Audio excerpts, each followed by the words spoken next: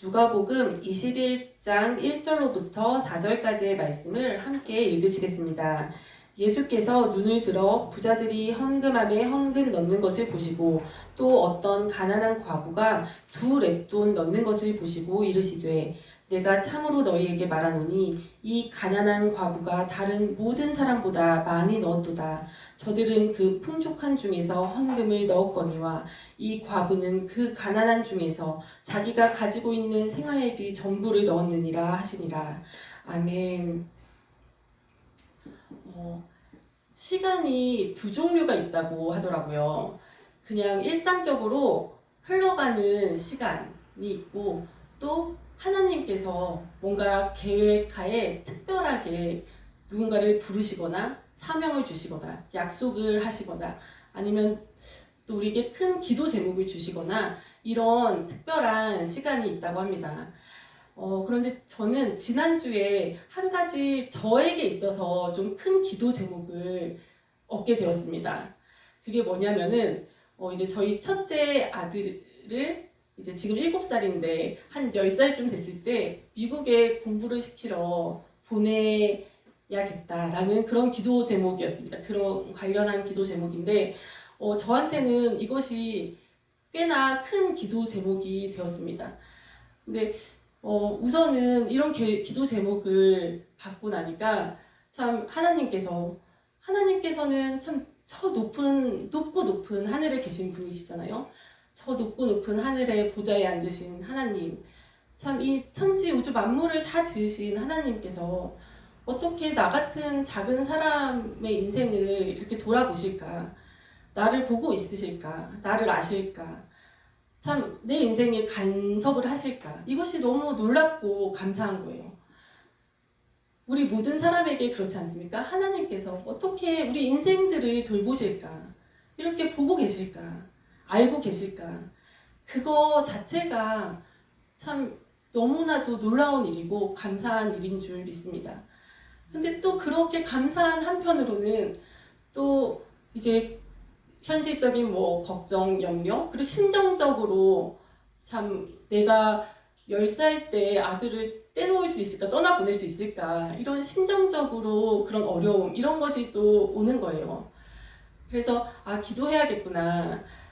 근데 참 그래서 기도도 하고 생각도 하고 기도하고 있는 중이긴 하지만 한나라는 여인이 떠오르더라고요. 성경에 보면은 이제 한나라는 여인이 참 하나님께 기도드려서 얻은 그 귀한 아들을 젖될 만한 나이가 됐을 때, 그러니까 그 엄마의 그 절대적인 도움과 손길이 필요한 시절이 있지 않습니까? 그 시절을 보내고 나서 참 그 어린 아들을, 그 귀한 아들을 참 그 하나님의 성전에 바치지 않습니까? 하나님께 약속드린 대로. 그때 그 한나라는 여인의 참 그 믿음이 진짜 대단하구나. 참 어떻게 그 아들을, 어린 아들을 그렇게 성전에 맡길 수가 있었을까? 그 지금과 같은 시절이 아니잖아요. 지금은 뭐 비행기만 타면 하루면 날아갈 수 있고 또 뭐 매일매일 영상통화로 정말 돈도 안 들이고 얼굴을 보면서 영상통화를 할 수 있고 그런 것이 다 가능한 시절인데 그때는 그렇지가 못했잖아요. 그런데 그 한나라는 여인은 어떻게 그렇게 할 수가 있었을까? 참 그래서 그 엄마의 또 기도가 얼마나 있었을까? 그 아들을 떼놓고 나서 얼마나 기도를 하였을까? 그 아들을 위해서.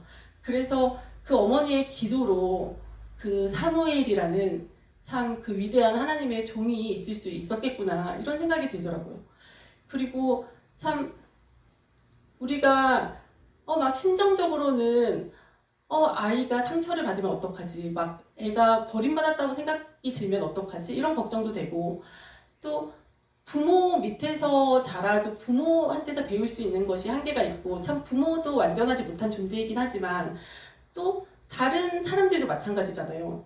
그러니까 다 나도 완전하지 못한데 또 다른 사람들도 완전하지 못하고 근데 내 자식을 내 부모인 내가 키우는 게 맞지 않나 막 이런 생각이 들면서도 그러나 사무엘을 봤을 때 그 사무엘을 키운 엘리라는 제사장이 하나님 앞에 완전한 자가 아니었지 않습니까? 문제가 많은 제사장이었어요. 그 자기 아들들도 많이 타락을 했고 그 엘리 제사장도 참 하나님의 영이 떠난 사람이었지 않습니까? 근데 그럼에도 불구하고 그 어린 사무엘이 그 나름대로 어려움이 있었겠죠. 외로움도 있었겠고 그리움도 있었겠고 그 와중에 의지할 부모가 옆에 없고 하나님을 찾았을 것 같아요. 그러니까 하나님을 만나고 나자 그의 인생이 참 보장이 되지 않았습니까? 그래서 중요한 거는 어떤 사람이 그 아이를 맡아서 키우는가 그것도 중요하지만 참 하나님을 만난다는 것이 가장 중요하구나. 그래서 어떤 환경에서 있어야지 더욱더 아이들이 하나님을 더 만날 수 있을까? 하나님을 찾을 수 있을까? 그것이 중요하겠구나. 이런 생각이 들더라고요. 그래서 참 뭐 완전히 막 심정적으로 막 그런 마음이 뭐 싹 사라진 건 아니지만 어느 정도 내가 참 그 야곱이 요셉의 색동옷을 입히고 막 오냐오냐 키우면서 참 그 요셉이 철 모르고 눈치 코치도 없고 막 형들한테 꼼 자랑이나 하고 막 이런 요셉이었는데 하나님 손에 맡겨졌을 때 그 요셉이 어떠한 사람이 됐는가 막 이런 것을 떠올리면서 하나님 앞에 정말 기도드리고 맡겨야겠구나. 다만 아이가 상처받지 않도록 좀 아이 마음에 자기 스스로 그 미국에서 살고 싶다. 혹은 여기서 공부하고 싶어요. 여기 있고 싶어요. 라는 그런 아이 스스로 그 마음에 그런 소원이 생기면 좋겠다라는 생각이 들더라고요. 그래서 그것을 위해서 좀 기도를 해야겠구나. 이런 생각이 들었습니다. 근데 또 그런 심정적인 그런 거 말고도 현실적인 문제가 또 눈앞에 있는 거예요.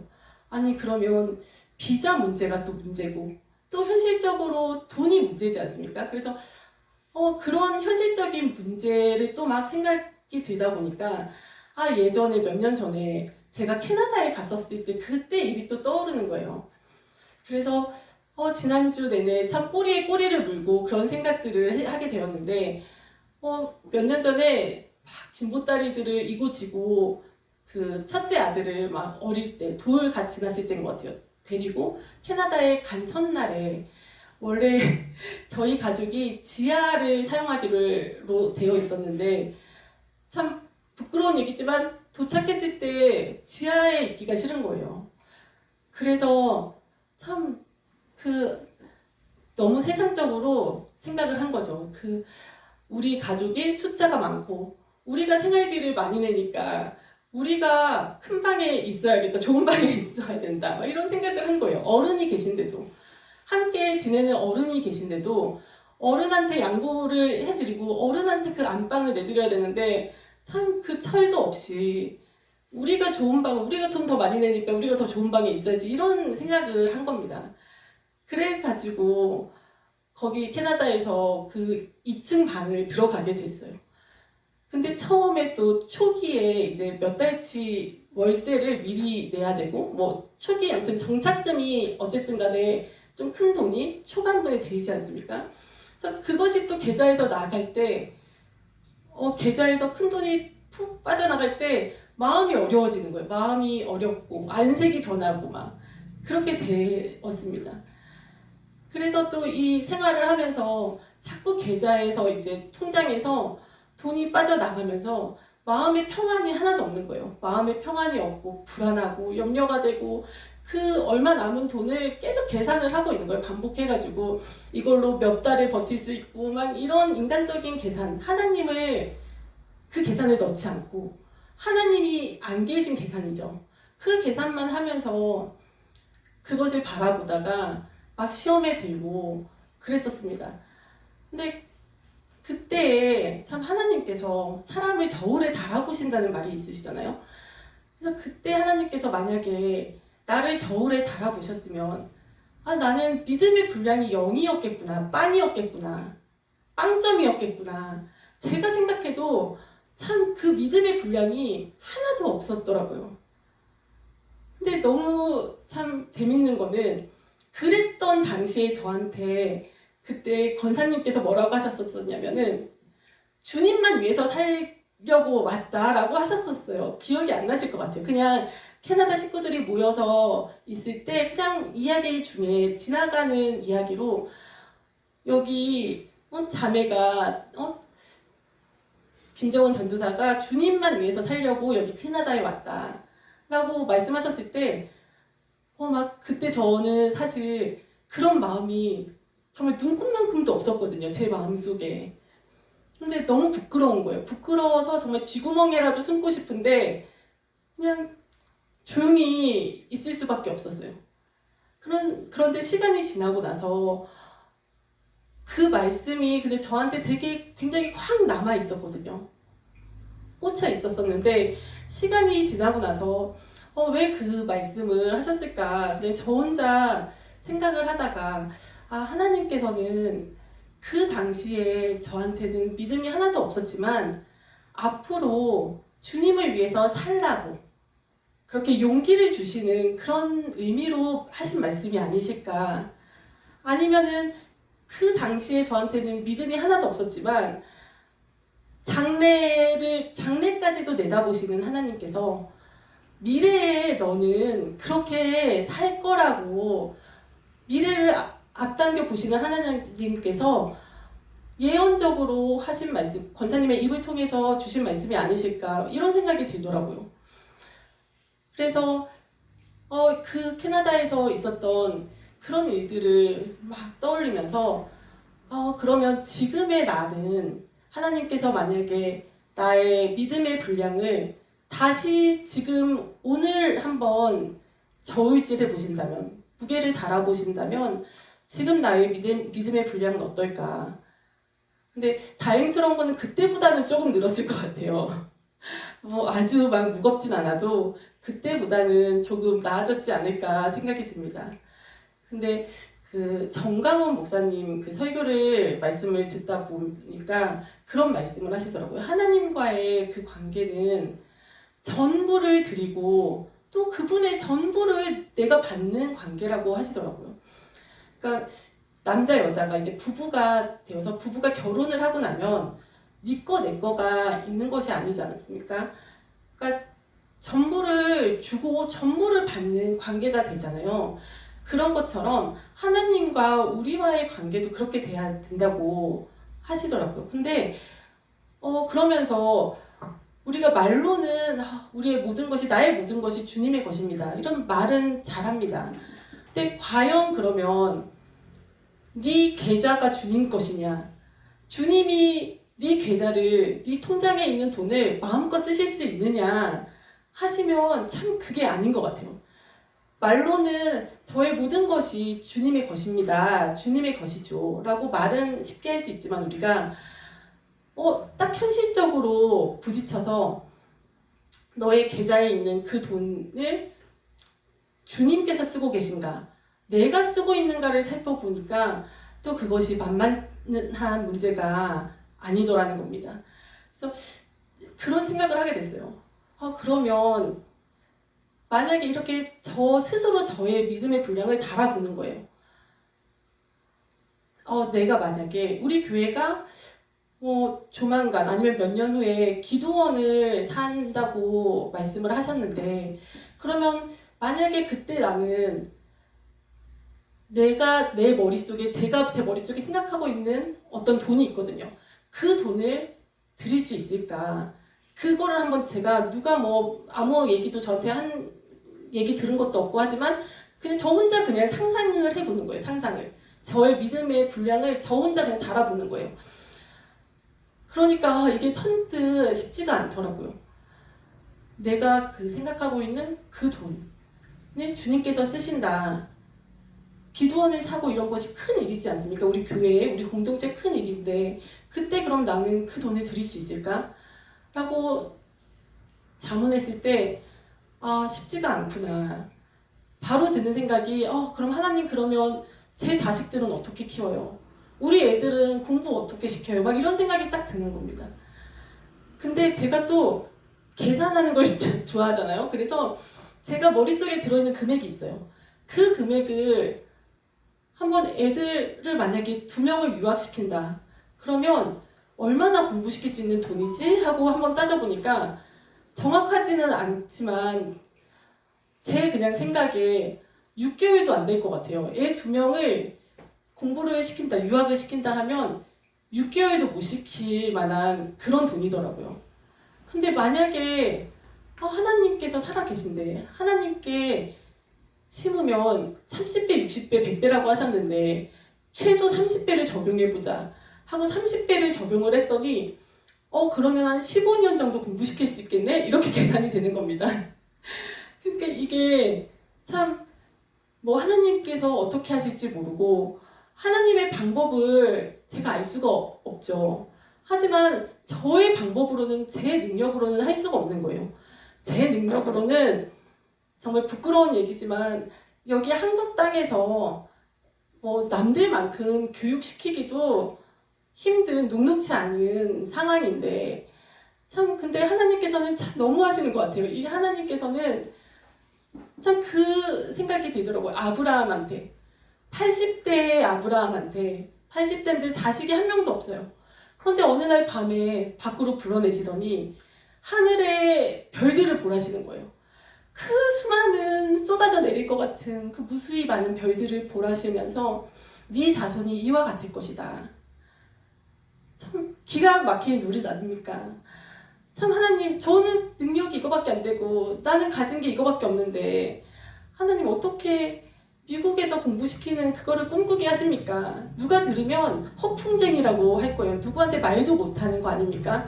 근데 하나님께서는 그런 꿈을 또 기도 제목을 심어주시는 거예요.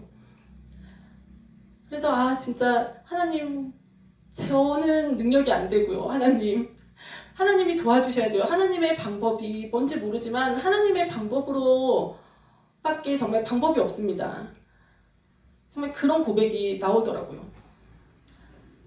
그래서 참 이 모든 오늘 그 본문에 나오는 말씀을 보시면 참 이 가난한 과부가 성전에 2렙돈의 헌금을 드렸어요. 근데 2렙돈이 얼마나 되는 돈일까 궁금해가지고 찾아봤더니 이것이 노동자 하루 품삯 1당의 64분의 1이래요.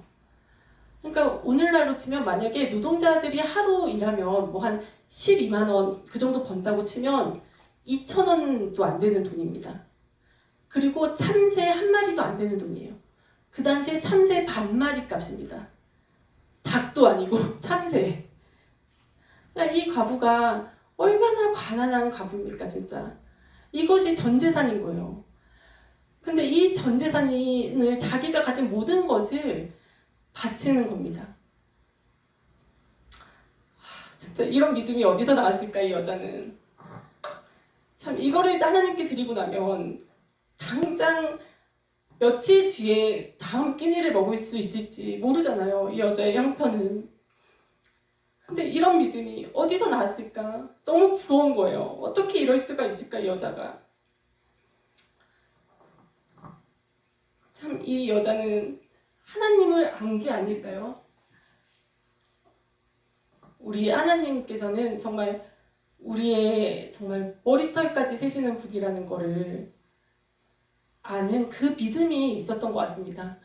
하나님께서는 우리 아버지 되시고 참 부모가 자식 굶는 걸 어떻게 보겠어요?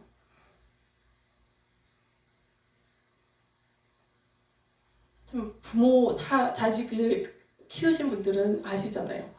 자식이 굶는 거를 보고 있을 부모가 없습니다. 그래서 우리 아버지는, 우리 하나님은 우리를 먹이시는 분이시고 우리를 돌보시는 분이시고 우리를 책임져 주시는 분이시라는 그 하나님에 대해서 알고 있었고 그 믿음이 있었던 것 같아요. 이 과부는. 그러니까 자신의 모든 것을 드릴 수 있었던 겁니다. 이 가난한 과부가 정말 2,000원도 안 되는 그 돈이 전 재산인 이 과부가 그 자기가 가진 모든 것을 주님 앞에 드렸습니다. 참 나는 그럴 수 있을까? 우리는 이 과부보다 훨씬 부유하잖아요. 우리 가진 게 많은데 참 우리가 이 과부의 이 믿음이 있을까? 이 과부가 그렇다고 이 전 재산을 드리고 나서 굶어 죽었겠습니까? 하나님께서 이 과부를 그냥 두셨겠습니까? 모든 걸 다 아시는 우리의 머리털까지 세시는 그 분께서 이 과부를 그냥 두셨겠습니까? 하나님께서 책임져 주셨겠죠. 그 이전의 삶보다 훨씬 나았을 거라고 믿습니다. 이 성경에는 나와 있지 않지만 이 과부의 삶이 훨씬 더 나아졌을 것이라고 믿습니다. 우리가 참 하나님을 참 멀리만 계신 분이 아니시잖아요. 우리의 아버지시잖아요. 그래서 참 우리가 그 하나님을 참 나를 끝까지 책임져 주실 분, 정말 나를 너무나도 사랑하시고 또 우리를 보시고 계시고 항상 언제나 우리를 보시고 계시고 불꽃 같은 눈으로 그리고 우리의 옆에 계셔 주시고 또 우리를 돌보아 주시고 보호해 주시고 또 우리를 먹이시고 하나님은 이렇게 하시는데 우리는 항상 인간들은 문제가 먹고 사는 게 참 제일 걱정이에요. 먹고 사는 문제. 근데 그것조차도 정말 주님 앞에 맡길 수 있는 그런 믿음이 다 되었으면 좋겠습니다. 그러기 위해서 우리가 무엇보다도 하나님을 더욱더 알았으면 좋겠습니다. 그런 믿음을 달라고 오늘 이 시간 함께 기도하셨으면 좋겠습니다. 아멘. 아멘.